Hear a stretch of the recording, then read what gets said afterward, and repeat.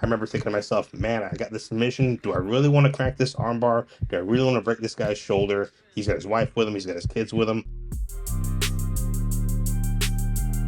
Stick around because one of these facts proves that most of us are paying monthly tuition just to get injured. It's like CrossFit, but with more strangulation and a little less chalk.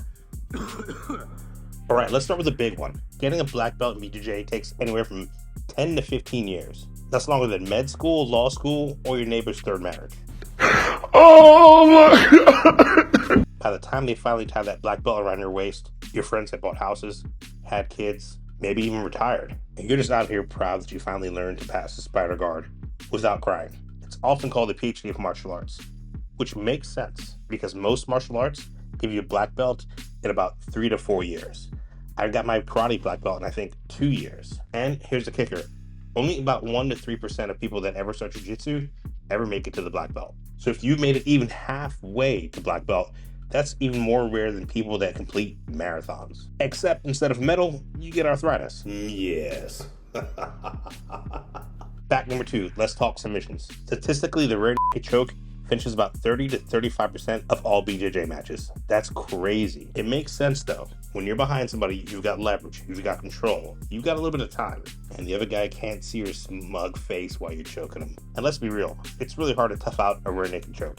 Because either you tap out or you go to sleep. I've had competitions myself where I've competed and I've got people in a Kimura or an armbar. I remember thinking to myself, man, I got this submission. Do I really want to crack this armbar? Do I really want to break this guy's shoulder? He's got his wife with him. He's got his kids with him.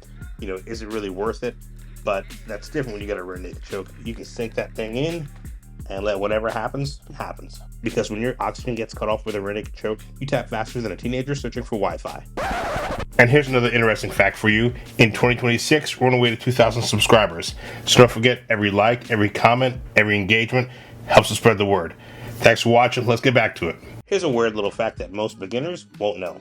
In adult BJJ, there's no green belt. That's just for kids. So if you ever see a grown man wearing a green belt, there's one of a few possibilities. The first one is, he's 12 years old. The second possibility is, he bought it off of Amazon, and he's lying to you and your family. This is why it's funny when people outside of jiu-jitsu say, "Oh, you're a green belt." no, Sharon, that's not a thing. That's like saying you graduated from kindergarten twice. The adult system skips it entirely. You go from white belt to blue belt. That's why most white belts disappear right before blue belt, because it feels like you're crawling through desert with shards of glass and sand, waiting for somebody to finally hand you a sip of water. Almost every martial arts in history has pretty much stated, if you're on your back, you've lost. Wrestling, you're pinned. Boxing, you're knocked out. Karate and judo, you're basically dead. BJJ looked at that and said, you know what? Nah. Let's make this the most dangerous place in the fight. We've turned lying on the ground into an offensive position. That's why the UFC blew people's minds back in the 90s. Watching Hoist win from his back was like watching somebody win in basketball by sitting at the half court and waiting. People don't know how to process it.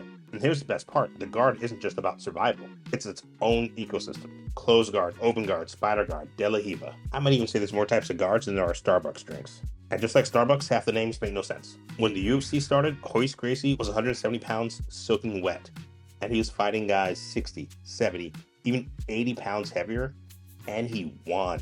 That's not just impressive, that's historic. Because it proved on live television that technique and leverage could shut down raw size and strength. That's why BJJ exploded.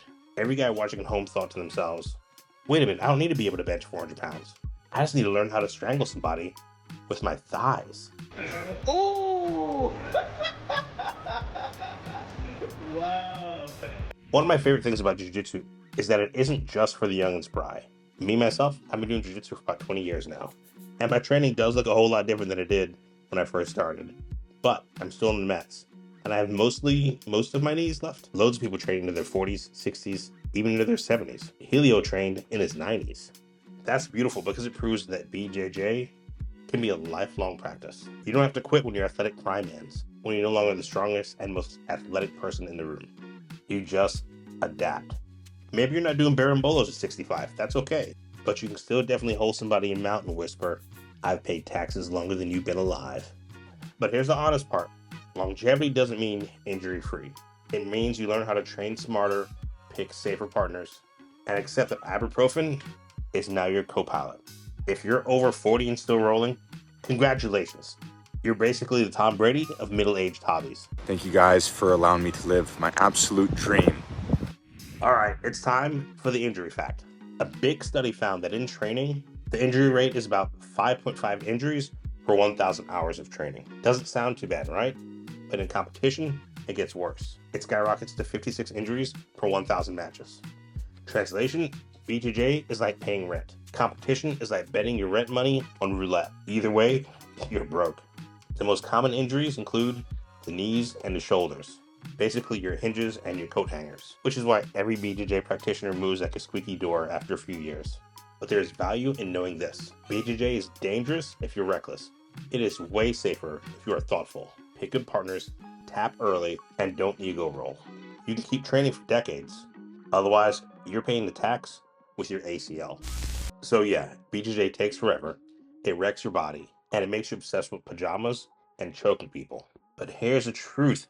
That's why it's addictive. Because for every injury, every bad roll, every night you limp home, there's that one moment where you hit that move perfectly, and it's magic. So let me know in the comments, what's your craziest BJJ injury story? Bonus points would involve sneezing during the warm-ups. And hey, if you're still a white belt, statistically, you're not going to make it to black belt. But if you do, welcome to the 1% Club. It's way more exclusive than Harvard.